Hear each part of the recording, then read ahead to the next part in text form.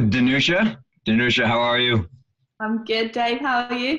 The one and only Danusia Francis, international phenom. Thank you very much.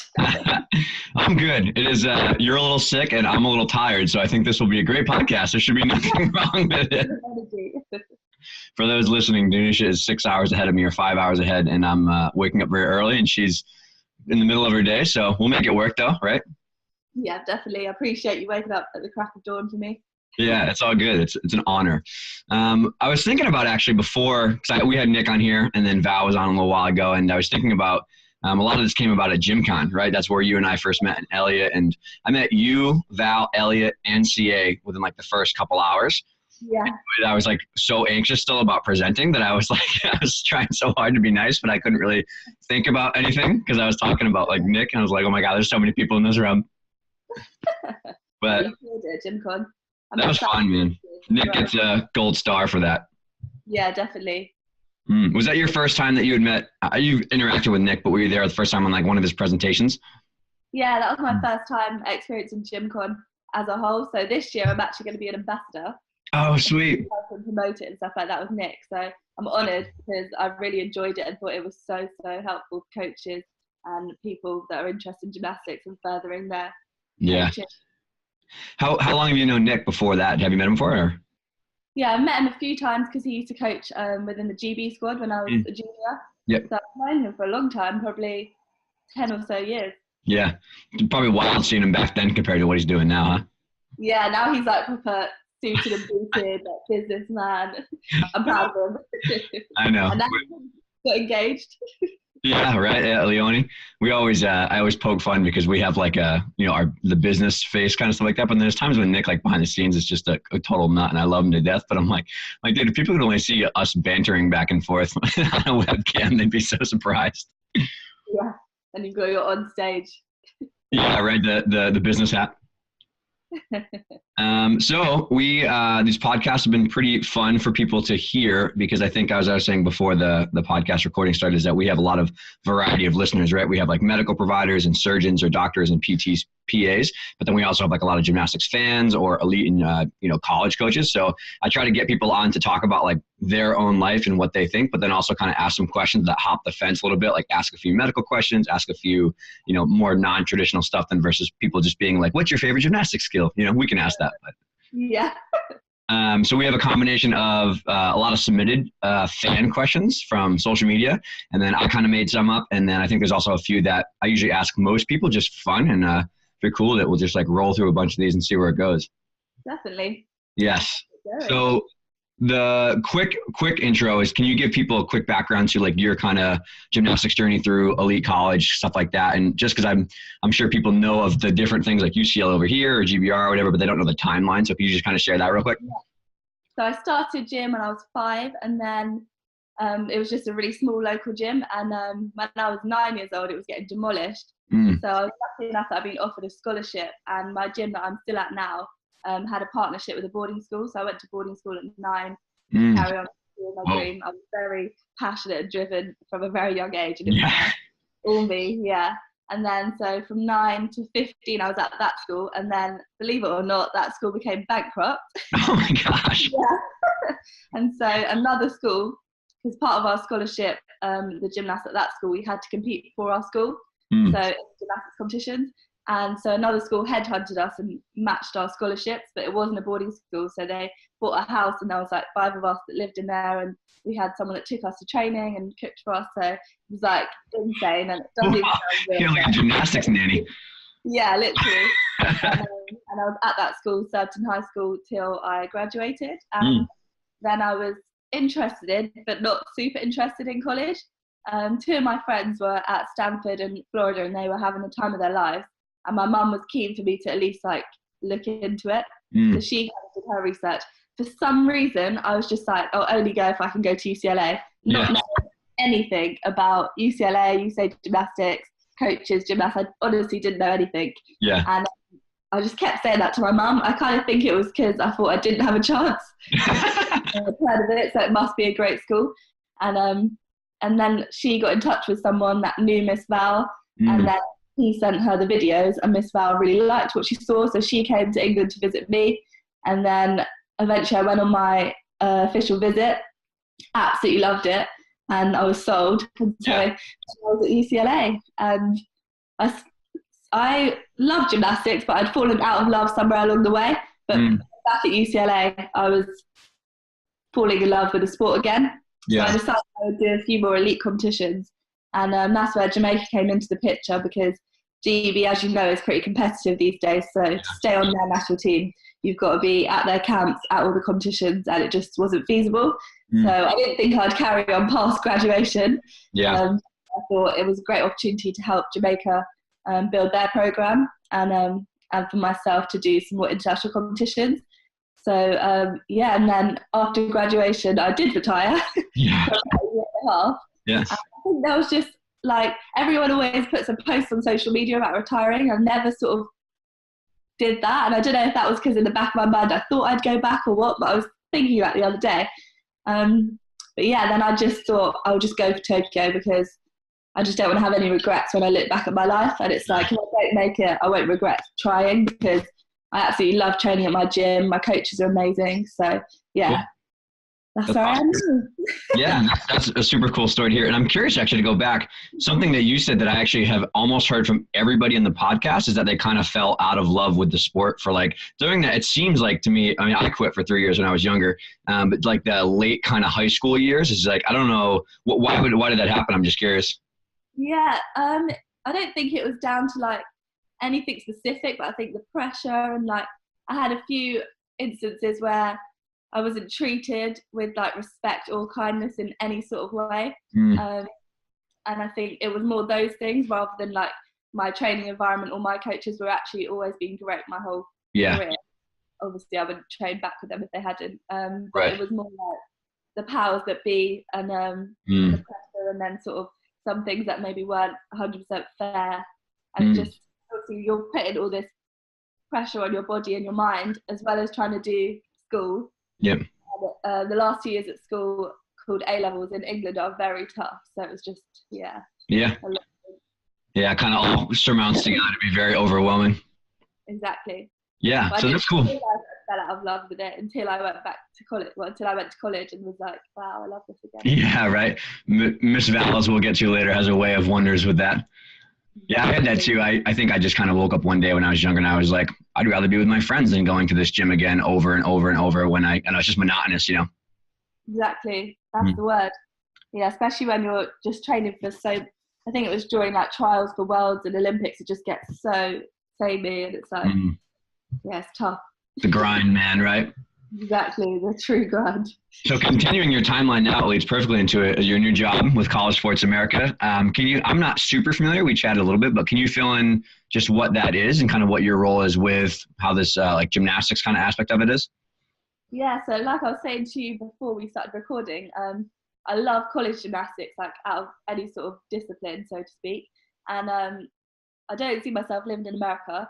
So I think the closest I can get to a job in college gymnastics is through helping recruiting, and kind of having had a scholarship my whole life at various boarding schools and in college. I think it's kind of perfect for me to come full circle and now help people get scholarships.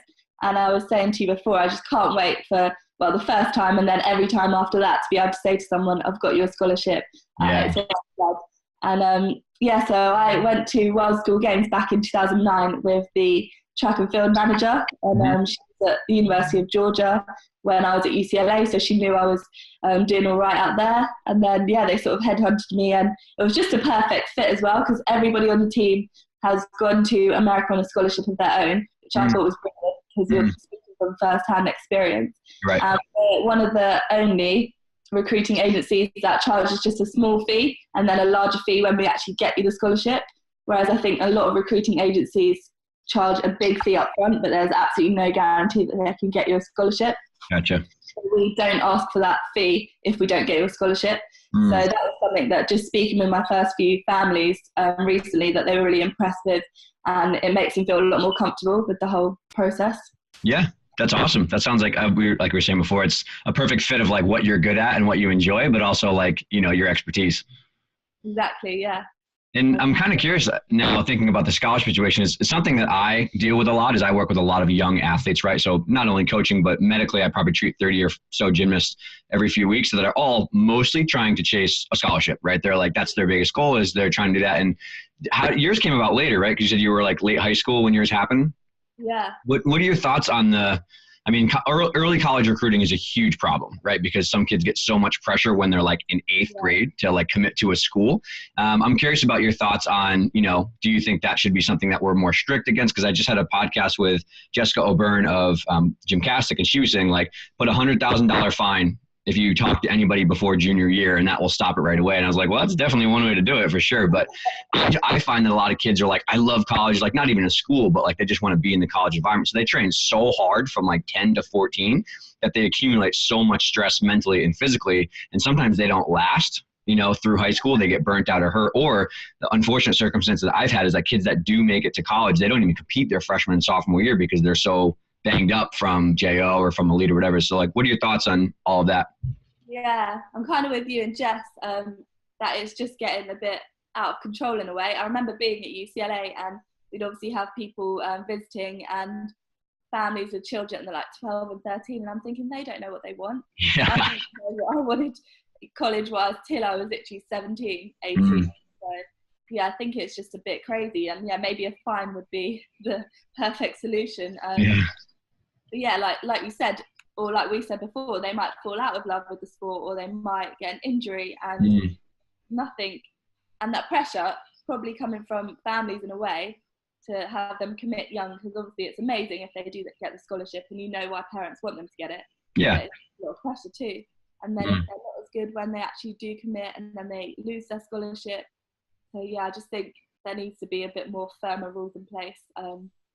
Because personally, I thought my age was like a great age to commit, and I had no idea that it was any older than anyone else until I got there and realised. And I think obviously 15, 16, you're kind of getting a better idea and you're maturing as a gymnast. But yeah, below that is just a bit crazy to me. Yeah.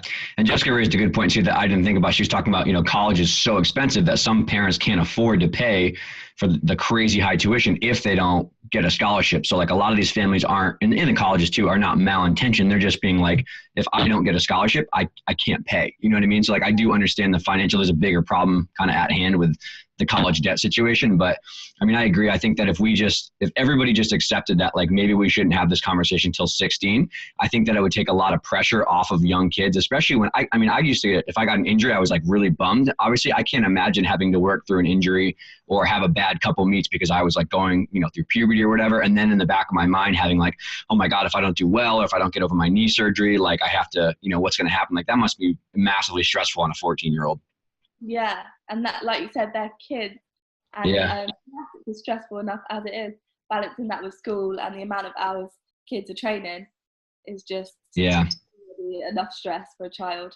Yeah. And this question was for later, but it actually fits perfectly here is, and we'll get back to Val, but I think that as a trend, as a whole, the myth of like 16 being the big peak, like gymnastics is over when you're 16. We got to push super hard, to get you at the elite level of college when you're 16. I think we're like largely seeing that be just debunked, right? So like you clearly are, older through your 20s and competing still. And I think that seeing so many college and elite gymnasts, like not only go through college and get better, but also continue to train into their 20s. Like I know a lot of the athletes from GBR and they're kind of older. They're no longer like 15, 16, 17, and then you just wrap it up and you're done. Do you think that it would, I agree. I just say yes. So I think that the medical community needs to be better. We need to adopt some more like general scientific principles to get kids through puberty safely when they're like 11 to 13 so that they can go stronger and healthier till 15. And then from 15 to maybe even 25, you can have a 10-year career after you go through, you learn all your skills on soft surfaces, you get super strong, you go through puberty, you understand why you love gymnastics and what kind of motivates you. If you can get someone to 15, 16 and then start competing the hard skills, you can train the hard skills when you're younger, but competing those skills, I think you can have a lot more success to older years. But I don't know, what do you think on that? Yeah, there was quite a few articles around it before the World Championships. Obviously, most of them focusing on Oksana. Yeah, she's an absolute legend. Yeah, she's an outlier though. She's like genetic freak. She's incredible. She's not mortal like us. I definitely won't be going when I'm 40 odd. But yeah, like now doing gymnastics as an adult and training with young girls, because obviously most of the girls at my gym are a lot younger than me, 16 and below pretty much is my group. And just like the difference in how I look at training to how they look at training. Yeah. And like very much quality over quantity, whereas they're still in that phase where they want to rebel a bit and like talk about the coaches. So I think being able to do the sport a lot longer now. Like you said, we got Becky Downey from Great Britain. We had Jessica Lopez in her 30s. Yep. Loads of different people.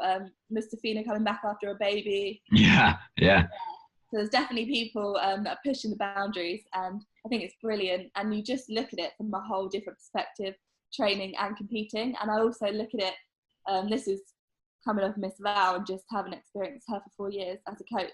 I just look at it like I get to do this, whereas when I was younger, it almost felt like I had to do it. Right. Yeah, so I think it's amazing, and I hope that more and more people see that 16 to 18 is not the cutoff.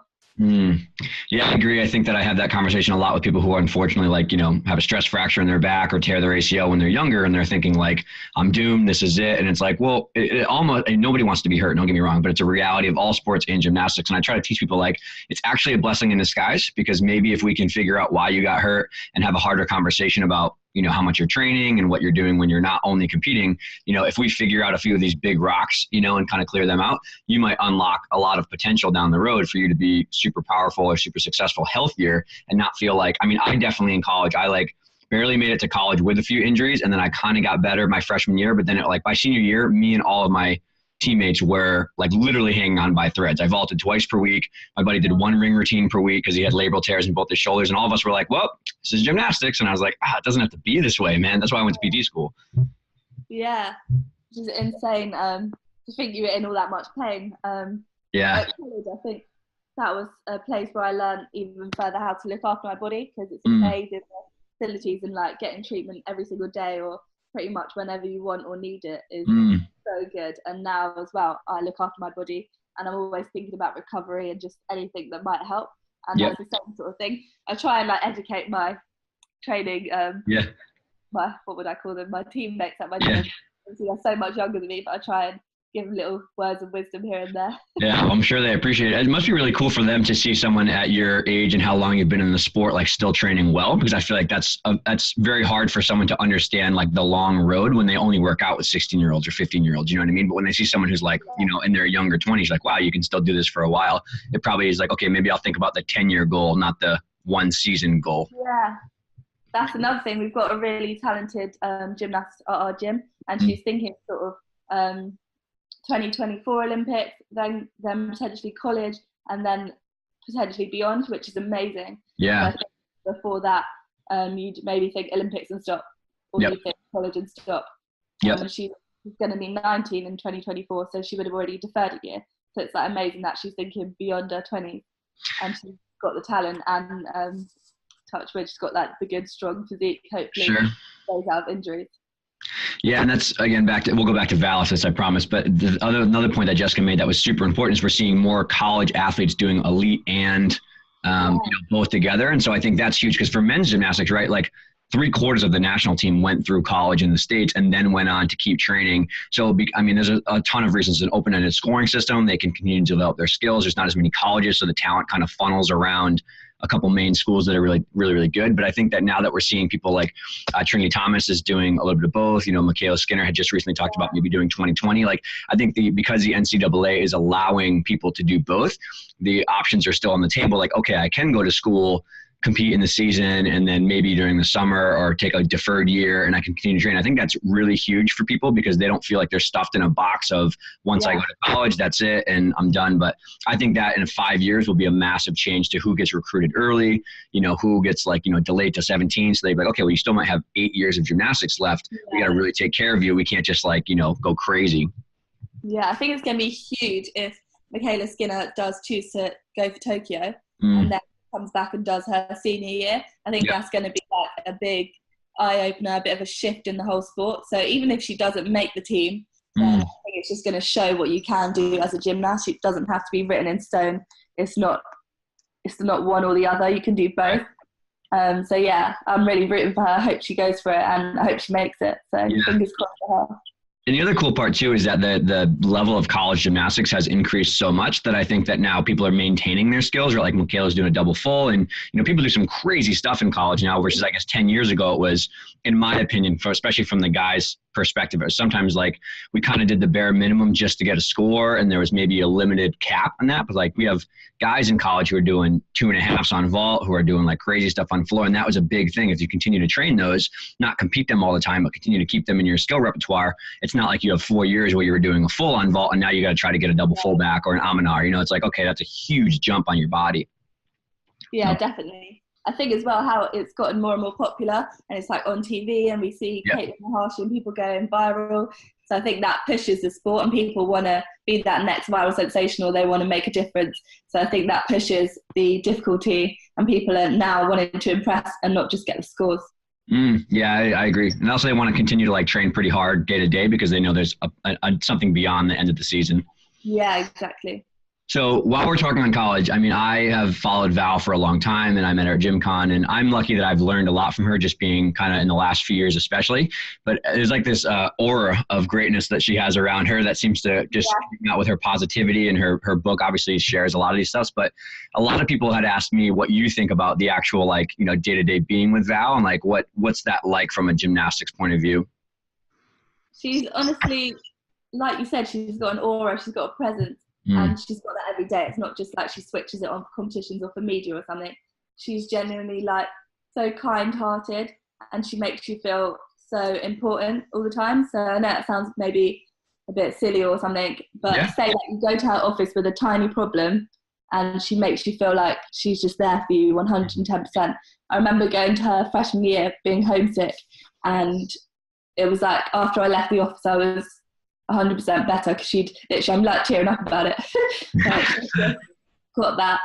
I don't know if it's because she doesn't have kids, she like makes you feel like she's like that motherly role at college. But yeah, and then also seeing her go through breast cancer was obviously horrible, but just how she handled it, because you immediately think of people with cancer as like a victim. She was the opposite. And she'd come into gym, she had like tubes and wires and stuff. She would hide them under a jacket or a scarf and just get on with it. And then if that can inspire you to sort of work hard, then I don't know what could. And it definitely inspired our team that year and beyond. So it made me cry. Didn't mean to make you cry. Yeah.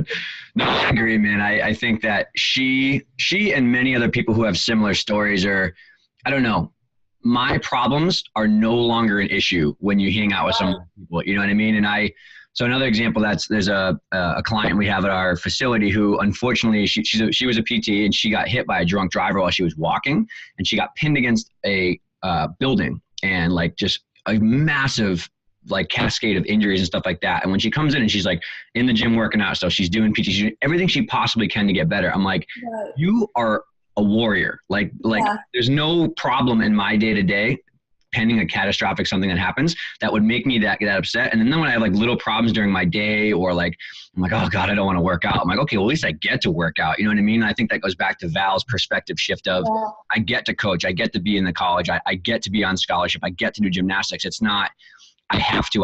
And a lot of successful athletes I've been lucky to work with at the Olympic level or elite level in gymnastics, but also in other sports, they have that perspective of like, I can't believe I'm so lucky that I get to do what I love as part of my day-to-day. Why would I complain about it?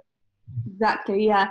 And definitely I've taken that mentality away from being coached by her and being in her presence all the time. And kind of another example I just want to give because it came to my mind. One of the younger girls that I train with, she's got severe scoliosis and her ribs like protrude out on one side. And I just said to her the other day, because it's kind of getting a bit worse almost, and she's in a bit of pain. I said to her the other day, like, you're amazing for doing gymnastics, because a lot of people in that condition would just sit at home. And she was just like, she was so grateful that I said that. And I was just like thinking about that.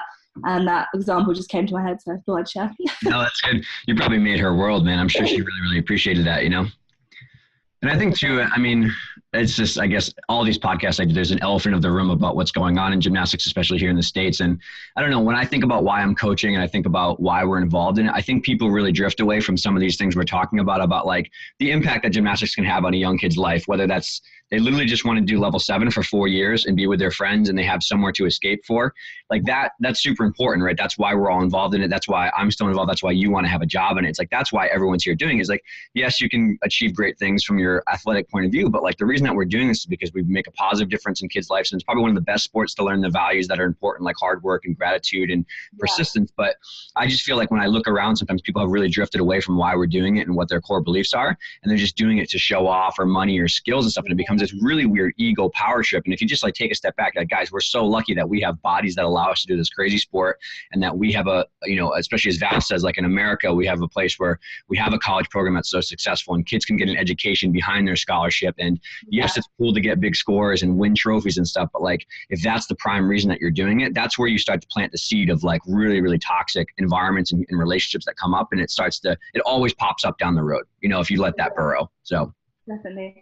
I coach just recreational on Mondays and Thursdays with a company called Twisters, and I absolutely love that because like we don't do any competitions, and at the moment we're just practicing for a show. And the last show we did, like my group was the best. nothing we're bridging here. Not bragging, but they were. I'm gonna brag. So this show coming up, I'm like, obviously we have to be the best. And for them, that's like, it's important to them and it means the world to them. And this is their gymnastics, and that's going to be the highlight of their gymnastics. So like I try and really just make sure that I can help them to sort of fulfill their gymnastics needs and their gymnastics dreams in that way. And it's not about the competitions. There's not about getting to the Olympic Games or onto Great Britain team or something like that. It's literally us trying to be the best, dancing to Ariana Grande on stage in a tiny little theatre. So it's definitely just keeping it in perspective. And I love that I'm getting to see all different like levels and stages of gymnastics over my career now. It gives you a good perspective for sure to see it all. And yeah, I agree. I think that after definitely the last 3 years, I've gone through a lot of change in the way that I coach, just because there's just so much work that goes into coaching, continuing to be a medical provider and trying to run like a company like this. And I think it's really, what it all boils down for me is I love the ability to build an environment where you have community and you have, you know, people helping each other out, because I don't think there's sports in general, but I guess gymnastics specifically, just because of the training hours and how long you spend with people, there's really no other place where it's like such an opportunity to build good humans in one space. And I think that that's like the biggest thing that people try to take away is like, that's why college gymnastics is so incredible, because you have this like environment where you're constantly pushing each other to be the best versions of themselves. And you happen to be doing that, you know, for a school. So it makes it that much more important. But, you know, I feel like if everybody kind of took a step back and realized that's really what we're doing here, it would kind of put the trifling stuff about, you know, skills and money and greed and stuff like that maybe to the side. So I'm hoping that, I mean, it is happening. People are changing, but I hope that more people kind of take that to heart. Yeah, me too. And I think that was a really important message in last year's GymCon. And it was just sort of about creating that healthy environment. And I definitely have to applaud my gym club, Heathrow, that I go to, and I've been going to since I was 9, because the atmosphere and the environment that I'm always posting Instagram stories of my coach. Well, I've got 3 coaches, which are all brilliant, but Vince is the entertainer. He sounds hilarious. He's always on my story, and like the atmosphere that they create is just like brilliant. And having the option to go back, I think if it had been to many other gym clubs, I probably wouldn't have chosen it. But knowing how amazing and supportive and fun that environment is at Heathrow, that made my decision a lot easier. Yeah, I agree. I think that, you know, on the nerdier side, there's definitely some good science behind that. Gymnastics is hard enough as it is, as we talked about. And there's a difference between having expectations and wanting to train hard. Like the value of hard work is definitely something you can be like. There's times you got to be a little bit firmer as a coach and kind of get people together, especially when you're working with little kids. I always say it's like, sometimes I feel like I'm hurting cats, like when the younger groups, like not the groups I work with now, but like the real little ones, when you work with them, like, oh my Lord, like what is happening? So you need structure, you need expectations, you need value of hard work. But at the same time, you're always going to get the best out of someone when they're happy and they're excited to come to gym. And they're, like Val always says, like you want to create an environment where people can learn to love it again. And I think that as the younger years go, that if you can find a way to balance the expectations of tough, hard work with, you know, you can have fun, you can be relaxed and loose, because that's how kids are going to want to stay in the gym with their friends and love it. When it becomes, you know, a little toxic or a grind, or they're always getting yelled at, or it's fear or like intimidation based, nobody wants to live in that environment for 4 days a week or 20 hours a week, whatever you're doing. It's just not going to work well. Exactly. Yeah. Literally nail on the head there. And I see that, like, because I've sort of got this other perspective now, I see that amongst the younger girls that I'm training with, they're all like best friends. Yeah. And that's because our coaches have created that environment, and like they even plan trips, like theatre trips outside of the gym and stuff like that. So I think they just honestly are building like well-rounded individuals, and it's not just like gymnastics. That's quite hard to say 3 times in a row. Tricky, that's a tough one. Tongue twister.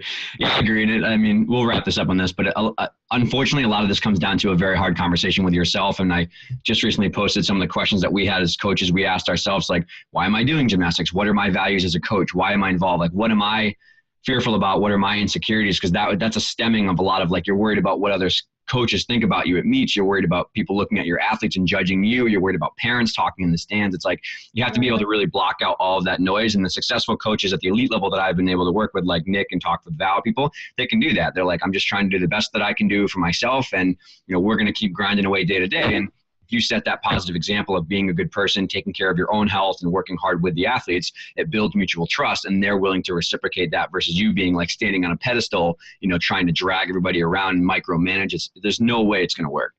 Yeah, 100%.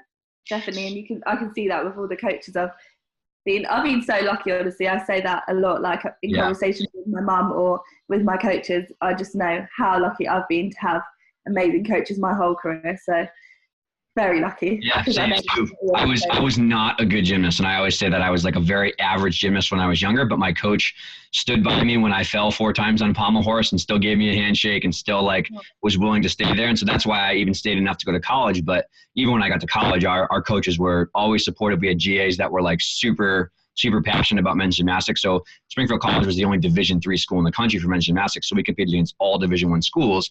And it was just like doing the same grind, that we didn't have scholarships or anything, but like our coaches cared about us so much and wanted us to do well that, that those 4 years changed my life, obviously for staying involved, but also it was just like you could see the value of a positive environment. Yeah, definitely.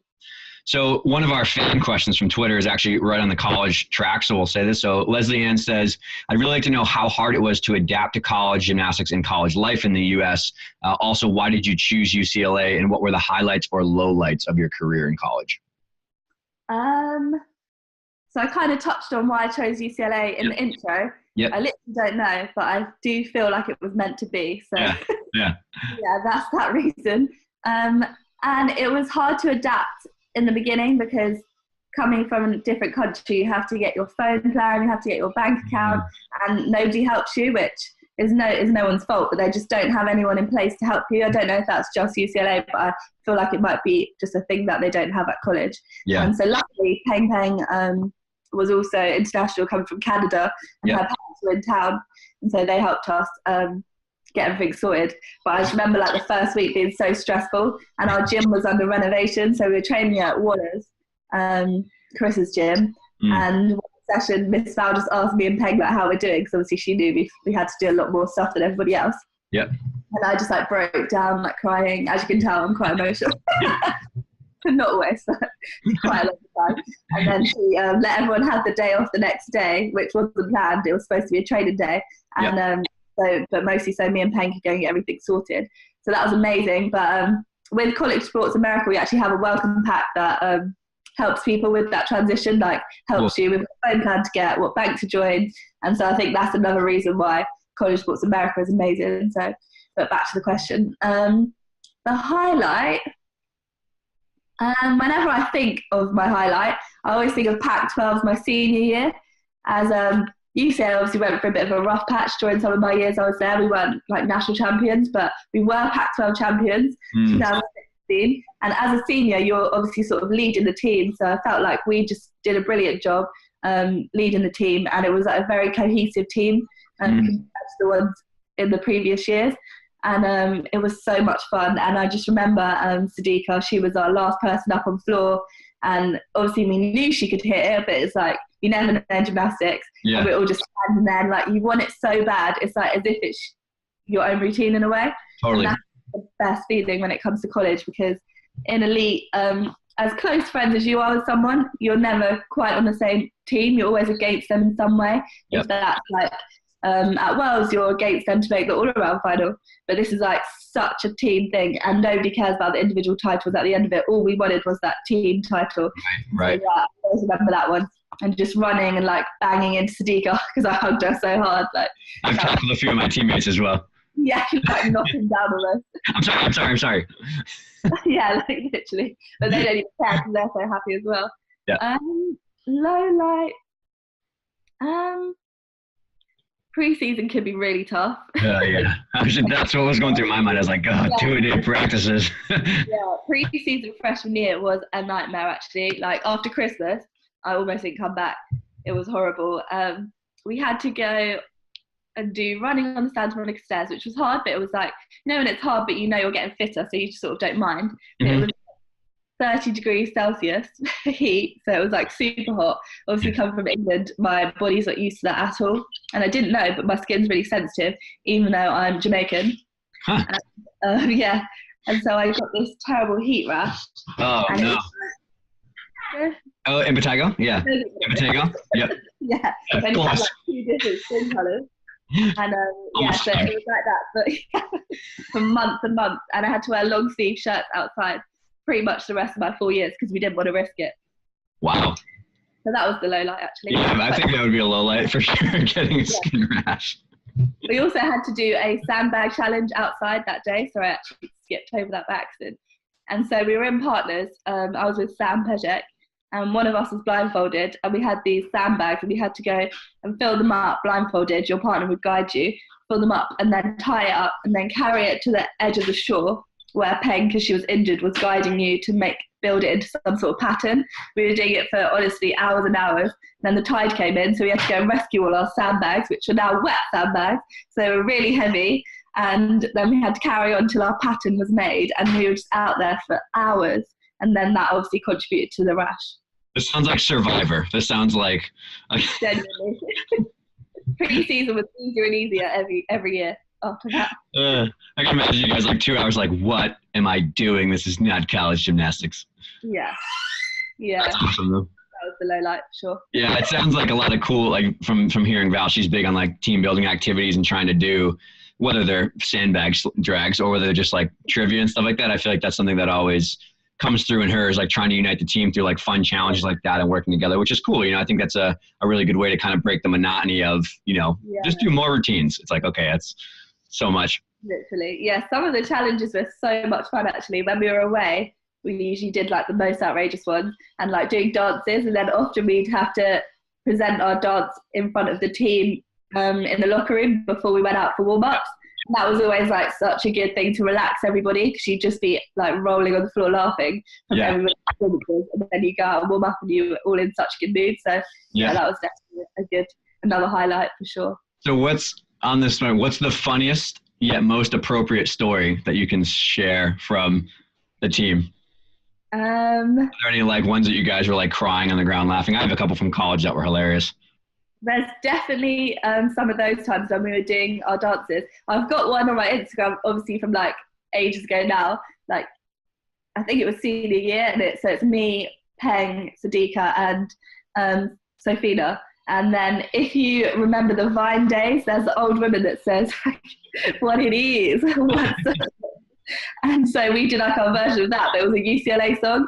And like, I still sometimes just scroll all the way back through my Instagram and watch it, because it's that funny. Yeah. And like, it was Jordan Weaver that was videoing it, and you can just hear them all like cracking up in the background too. So yeah, I think that was probably like my favorite one of all those challenges as well. Yeah. And like, so if you have the time, just scroll all the way back and try and find that, and I promise you'll laugh. I can share one of mine, which is hilarious. We competed at Army and Navy a lot, which is 3 and 6 hours away from our school, but we always drove a bus down and back on the same day. So we would like go down in the middle of the day, compete, and then we'd drive home from Navy at like 9 to 3 in the morning. And so one time we were all exhausted, obviously, after the meet. So one of my teammates, Mike Licari, fell asleep in the way back of the bus, and he had covered himself with a blanket, so nobody knew he was there. And he woke up at the bus station the next morning. They had forgotten he was in the back, and everybody got off the bus, and he woke up downtown at the bus station with the bus driver waking him up. He was like, "Dude, I didn't know you were back here." He's like, "Oh man, I need to get a cab back home from the downtown bus for it." That is actually epic. Oh my God. It was amazing. Oh my God. No, that never happened to us. Yeah, that was an epic story. So, all right, so let's shift gears a little bit. Let's talk about, let's go through some of the medical stuff that I had questions for, because there's actually a couple of questions about training hours and stuff like that. This is a lot of people submitted this question. They said, what is your current gym schedule like, and how do you stay motivated as well as healthy? My schedule at the moment is Tuesday, Wednesday, Friday evenings. So I do 4 hours Tuesday, Wednesday, Friday, and then Saturday during the day 4 hours as well. Mm-hmm. So what's that, 20 hours? Yeah. Yep. But sometimes I'm late from work, so I reckon it usually ends up about 16, which almost no gymnast says, like, I'm late to practice because I had to work. Sorry. Like the other day I got there at 7 and we finished at 9:15. So, but like I said, the coaches let me train. Well, not when I want. I train with the girls, but they're like obviously lenient when I have work and stuff like that. But they set my program, so I try and like get the same amount of routines and stuff done as most of the other girls, or at least the 2 other seniors, in a short amount of time. Yeah, for sure. What was the other part of the question? How do you stay motivated and healthy as a mature gymnast? Motivated. I think just knowing I'm just doing it for myself. Like obviously I'm competing for Jamaica, and I'll compete for my club as well a few times, and then I'll be doing like the Bundesliga. But it's just like it's my choice. Which obviously it is everyone's choice, but like we were sort of saying earlier, when you're younger you almost don't feel like you have a choice in a way. It's like every day at training is my choice, so why would I waste this turn on the bars when I could just focus in and make this routine kind of thing. So that motivates me. And then also just the people I'm around, everybody's goal orientated, from like my family to, you know, Elliot. So just being around people that are going for their own goals just helps me to strive for my goals. And everyone that's around me believes in me as well, which I don't think that everybody feels that way sometimes. So I think just trying to surround yourself or be around people that you feel they believe in you, and it's not like, oh, you're 24 years old and you're going for your 3rd Olympics. Like it's not funny to them. They're genuinely like, that's amazing. Like we're behind you. So, well, I hope that's not funny to them. In my mind, that's what I say. Yeah. No, I'm sure that's very true. Yeah. So just feeling supported. Yeah. In my decisions and in my training, and being around people that are also pushing for their own goals. I think I picked up from Val, Nick, everybody, and other coaches and stuff is it's really hard. Can you imagine being like 16 again and trying to think about like doing it for yourself, like especially in our current landscape of social media and pressure and teammates and gossip? It's like that's something we work really hard at the gym, but then also when I work with medical people is it's trying so hard to figure out, like, have you ever thought about why you're involved in gymnastics and what you want out of it and what are your goals? Like, you should be trying to get into the gym every day and only worry about not what you think I think of your gymnastics, like on a judgment level, but I'm just helping you, right? Not what your parents think, not what your friends think, not what Instagram thinks. Like if you can really dial in and do it for yourself, I think that's huge, because it's really hard to find constant motivation when you're doing it for other people or for external things like likes and status and comment and stuff like that. But when you can kind of get in that mind frame, and you have to sculpt that in young kids through like multiple years of like working through that, I think that's huge. And I also think that on the other side of the fence is trying to make sure that when kids do get in a rut, that you're always bringing back up those, you know, this is why you're doing it. This is why you're doing it. And trying to surround everybody in the gym, you know, pushing each other mutually. Val was huge on that. She was saying that when you walk through the doors of our gym, it's everybody almost accepts that we're trying to be the best versions of ourselves, but we're also going to hold each other accountable. And we're going to allow, you know, the whole team is working on themselves, but at the same time, trying to hold their teammates accountable. And like you said, surrounding yourself with people who have either their own goals or are working towards being a better version of themselves. That's like almost invigorating, where you like constantly have a little bit of a fuel behind that. Yeah. And you feel the difference when you're training with people that have that mindset. So obviously training at UCLA for them 4 years, and then coming back into my gym like with the younger ones, which maybe don't always have that mindset. It's funny because they entertain me, but sometimes I just want to shake them. I'm like, come on. You can do it. You can do it. You don't realize how good this opportunity is. Exactly. Yeah. So I think just knowing that they're doing it for themselves is something that at college is easier to sort of get the grasp on. Does that make sense? Yeah. I felt like it was with Miss Val at UCLA. So, and it's important now, like looking back on that, and I hope that I can be a positive influence on the younger girls I'm training with, and hopefully they can see that they can do it for themselves. I'm sure, absolutely. Yeah. And I think looking back on mistakes that I made too is when I was maybe not in an environment where people weren't as motivated or wanted to work hard. I think I always defaulted towards blaming other people. I was like, well, if I just had teammates that, worked harder, if I just had blah, blah, blah, I would be better. And then you have to flip that completely. Like, no, this is my personal responsibility.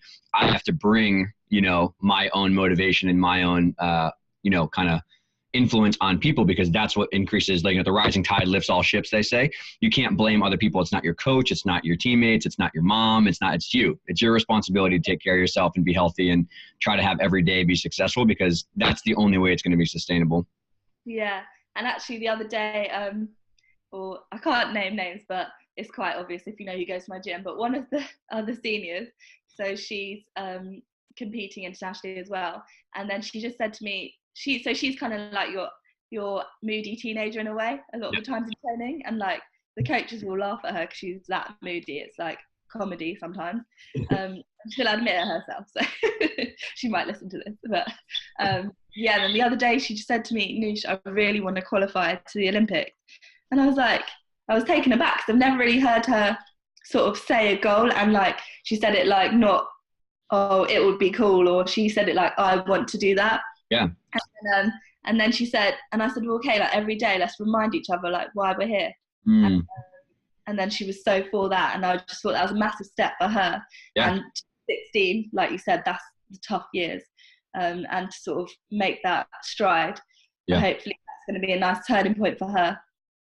Yeah, and something we've started to do in our gym that's been super helpful is something called like an accountability partner, right? So thinking back on my career, I listened to my coach, but I wasn't like always in contact with my coach. I didn't share all the details. You don't speak about like what you're going through and stuff like that. You do it with your friends and your teammates. So something we've had our athletes do is write down like something that's super frustrating, a skill they're mental blocking on, or something really challenging in their life that they're going through, that they're trying to get through, and writing down the steps to that, but then having somebody else, you share that goal with the other person, and they check in every other day, like, have you done a set of giants, or have you done a high beam series, or blah, blah, blah. And if not, they kind of keep you, in the bumpers of the lanes, because that coming from me as a coach is probably going to fall a little bit on deaf ears. But if it comes from your friend who you told that was your goal, and they're just kind of revisiting what you told them, I think it's really different, right? So now we have a really cool thing where they're kind of keeping themselves a little bit in check, and we're kind of helping out as well. But I think that's super helpful. It sounds like you have a very similar thing with her.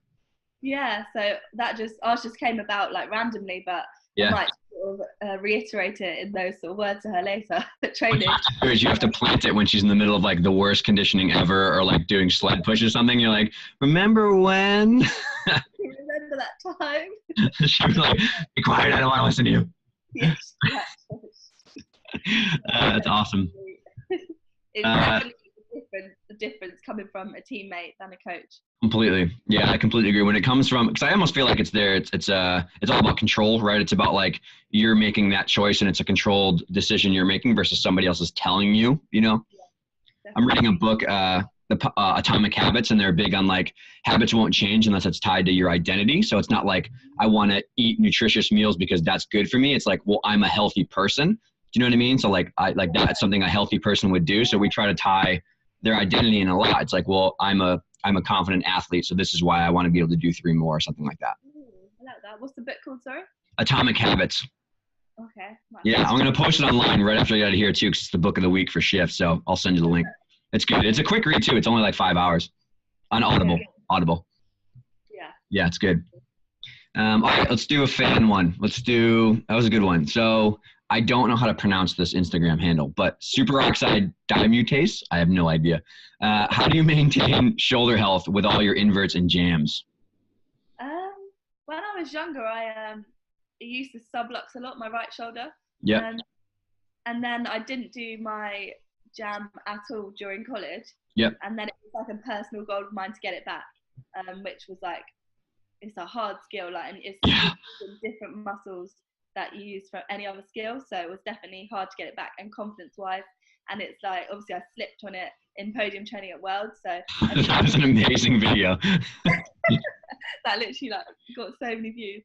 I also realized that my handguards were too long, and that was like contributed to slipping.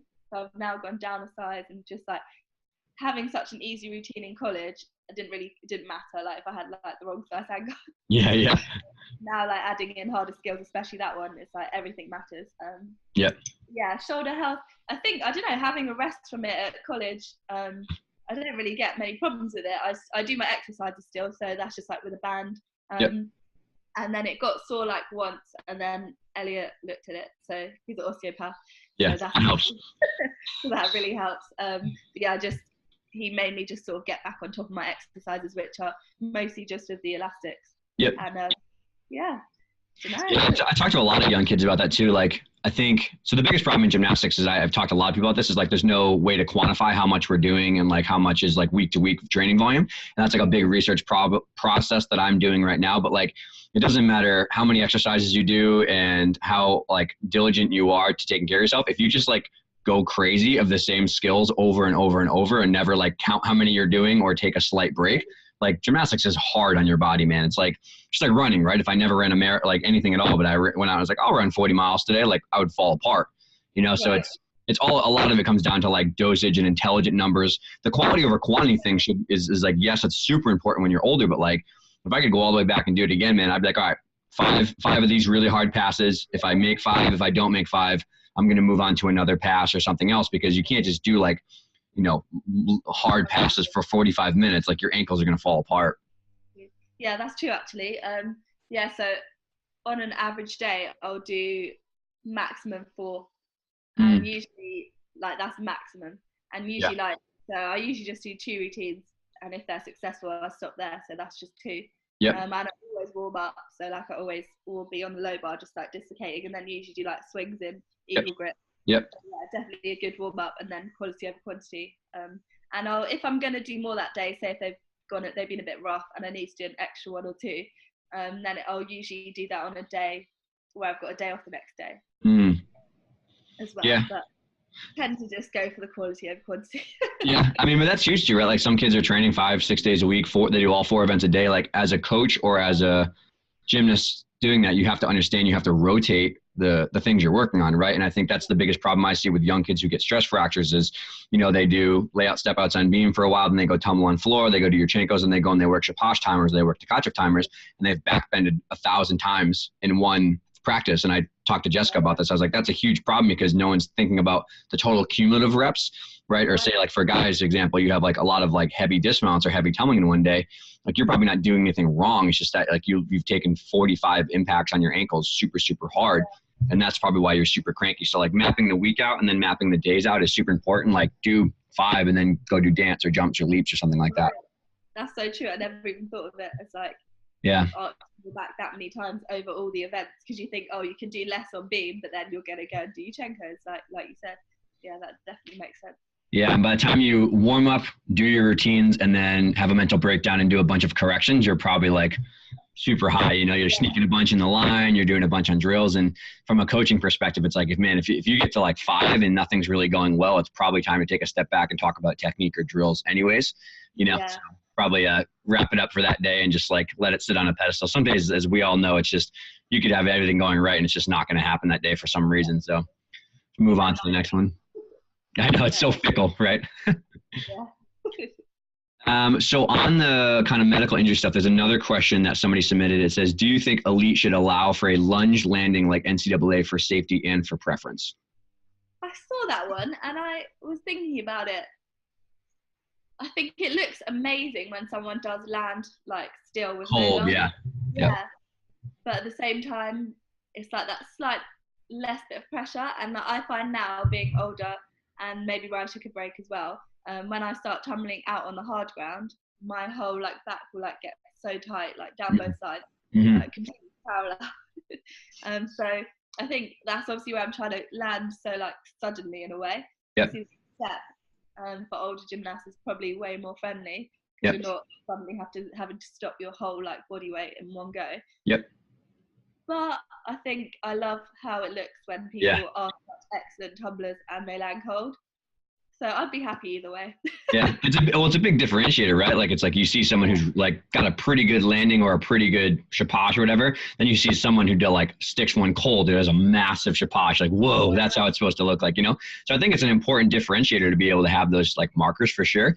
I personally think that if we taught kids how to land the right way when they were little and they weren't taking so many reps of like, you know, the way that gymnastics lands is like a very high risk ACL tear / knee ankle issue. So a lot of good research to support that. So if you had athletes that were landing better from a very young age, we counted their reps. And personally for me, I think there's a huge change in the way that we do physical preparation for kids when they're younger. I think, and this is a good last question somebody had, is I think if we like got away from the myth that like gymnasts shouldn't lift weights and that it's all bad for you, you're going to get bulky and lose your flexibility, like the ability to build some kids' legs up from like, again, 10 to 14 when they're younger, you could have a lot more leg strength to absorb some of those forces. So if you count how many you're doing, you land the right way and you're stronger, I think you could probably tolerate a lot more of those landings versus, you know, just letting it happen and hoping everybody stays in one piece. Yeah, 100%. And a lot, because obviously sticking and whatnot is so important at college. Almost more so than the elite because you're aiming for that perfect 10. So we did so much more on sticking drills, and we did a lot more weights because wasn't really part of my program before college, and you notice the difference. Yeah. And, thinking about it now, I probably should just get back on the weights like myself, and then maybe my back wouldn't get so tight. This is free medical advice, right? I would probably say the same thing. Thank you for that free consultation. Yeah. Do you think that if you could go back and do it all over again, do you think you would try to have a more mixed strength and conditioning approach where you maybe did a little bit of weight training when you were like not super young, like 8 to 10, but like maybe like because it is safe for kids to lift weights when they're in the puberty area if they have an intelligent program. Do you think if you could go back and do it, you would maybe do a little bit of both? Yeah, definitely. All the weights that we did at UCLA it wasn't long sessions of it. It was like short, sharp sessions, and I think it was so helpful. And during my 4 years, I rarely had any sort of injury. Yeah, I'm trying to think if I did have any. That was like the odd, like small back thing, but nothing severe by any means. Yeah. So that just goes to show as well, competing every weekend on a hard surface. I think the weight training definitely helps to prevent that injury and help you land in the safest way. Yeah. And I think, so we have a full strength conditioning facility at our place, and a lot of gymnasts come in the summer and they do once per week, you know, kind of mixed stuff. And I think a lot of it comes down to a lot of communication between like strength coaches, regular coaches, and the gymnasts to be like, you don't need to do the exact same stuff that gymnasts would do because there's so much essential body weight stuff they have to do, rope climbs, leg lifts, presses stuff. But like if you can fill in the gaps of what they're not doing, like proper deadlifting and squatting and maybe some like dumbbell work for, like you said, shoulder stability and stuff. I think if you can talk and fill in the gaps there, is Elliot again? Yeah, he's about to leave. Hi, Elliot. Have a great day at work. So bye, have a good day at work. Yeah, if you have a strength coach who understands gymnastics, a medical provider who understands gymnastics, which is unfortunately not as common, but if you could fill in the gaps of all like 1 day per week doing that stuff, I think that coaches would be more on board because it's really hard for coaches to see how it's useful or see how it's relevant. So you have to like kind of pick the right exercises and teach them the right way because they don't feel like it's like a burden of their training. It's like, this is also working towards, you know, like med ball throws. This is also working towards powerful Yurchenkos or like squat landings or stuff like that. So it takes a lot of communication. Yeah, it does. And obviously if you've got older coaches, they're a bit more stuck in their ways. Yeah. They might be open-minded. But that's where I think like when you're a bit older, so I'm older, we don't really have that within our set conditioning, but we have a weight facility. So I can do that in my own time. So that's definitely another thing that when you're older, you can just sort of take ownership of your own training a bit more. Sure. Yeah, I always tell people there's a lot of ways to get better at gymnastics that doesn't involve only doing gymnastics, right? You can optimize your recovery and a little bit of extra training here and there, or weight, stuff like that, or having proactive physio or medical so it's not waiting till your arm's falling off before you go see somebody or something like that. But yeah, I think unfortunately what happens is that people when they're, especially I think it's a huge failure of some of the top-down systems to teach people the right things because the information given to coaches is sometimes very good for technical development, but it's not recovery, mental health, nutrition, weight training, periodization, like that stuff's really like never found. So I think that if people had better information with the younger levels especially, they might be able to get a little bit more effective of a dose, like, you know, it's optimal dose versus people feel like they're not powerful enough, flexible enough, so they just like overdose like crazy. And so you could make up a lot of, you know, you could probably make up a lot of difference there if you just did a little bit more specific planning and programming, you'd probably see a lot more progress than like, okay, now do 50 leg lifts, now do 60 leg lifts. It's like, oh my God, there's there's other ways to get stronger besides 800 leg lifts. Yeah, exactly. 100%. I think it's so important. And that's the thing where I think where younger coaches are more open to learning as well. Yeah. So, And we have the hindsight, right, of 10 years. Yeah, exactly. Like Hannah Whelan, shout out to Hannah. She has always listened to your podcast. I'm flattered. And always wanting to learn and like better herself as a coach and be open-minded. So I think that's amazing if there is like these younger coaches coming through that are hopefully seeing a different approach, especially I think when you did get to a high level like someone like Hannah.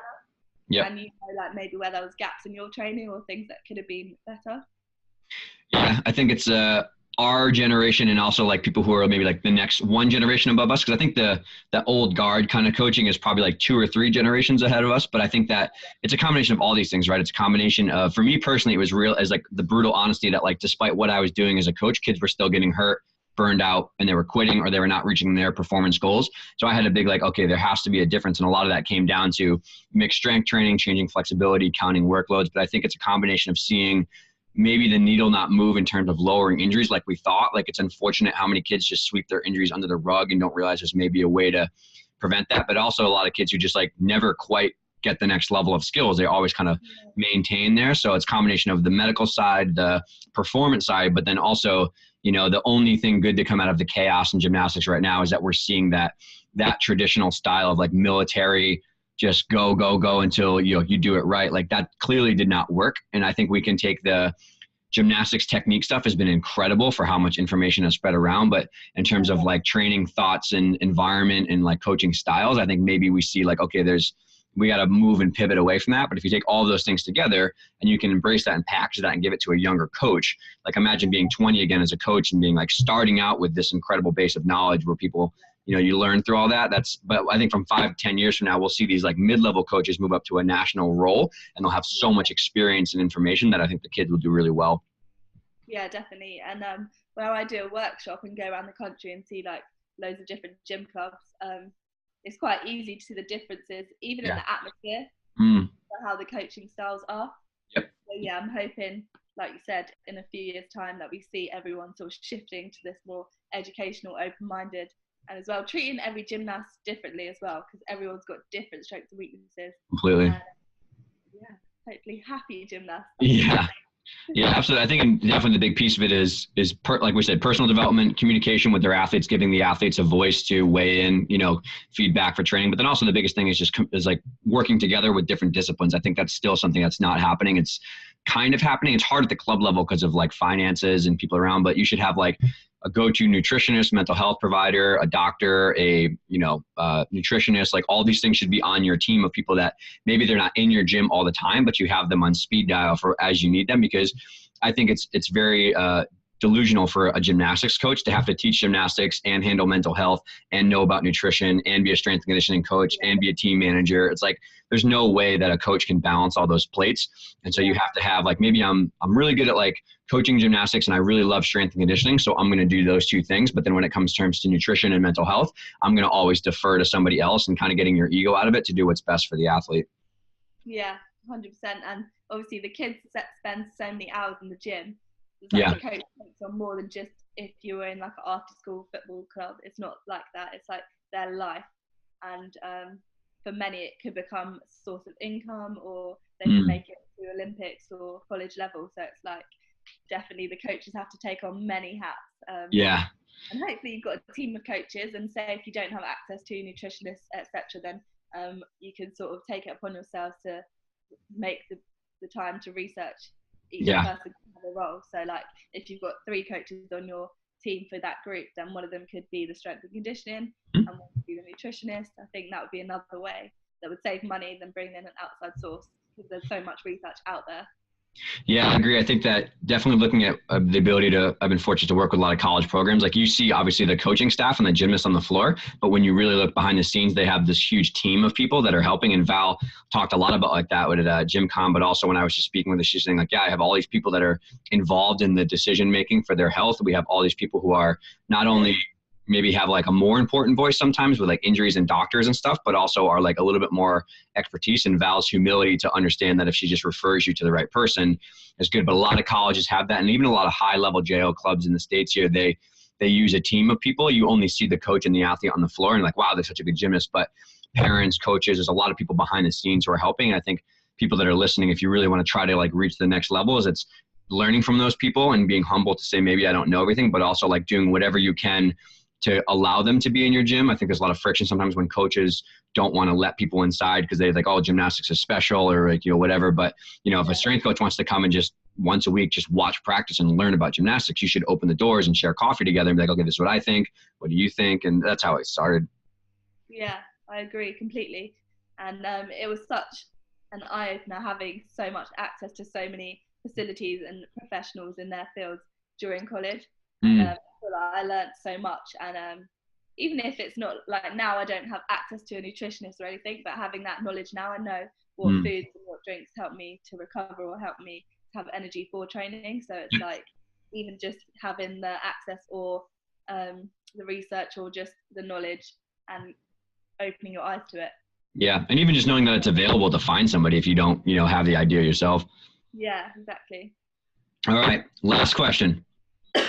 So this is like a perfect timeline of like Danusia's career. So now you are starting to do more traveling and stuff, like you said, with school, but you're also doing the international, was it Superstars Gymnastics? I think it's the formal name. Yeah. Can you share about like what that is? Cause I'm not super familiar. I just have seen it on social media, but what that is and how you got involved. And then I guess like what people want to know about it. So Superstars of Gymnastics is, I would call it like a showcase. So basically it's at the O2 Arena, which is where the 2012 Olympics was. Yep. And that's where loads of concerts and stuff are in England. So it's a massive arena. And all the gymnasts in it are going to be in both sessions, I'm pretty sure.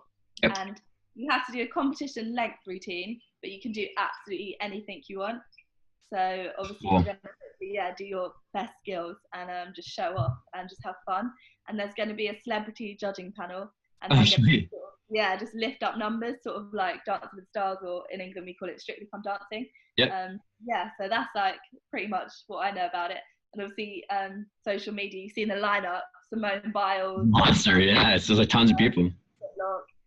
So it's insane. And it was actually Dominic Cunningham, he recommended me for it. So massive shout out to him because it's going to be such a good opportunity. And I think it's going to be so much fun. So he just sort of was talking with the organisers and said like, I've got the sort of personality for it. So I'll live up to that now.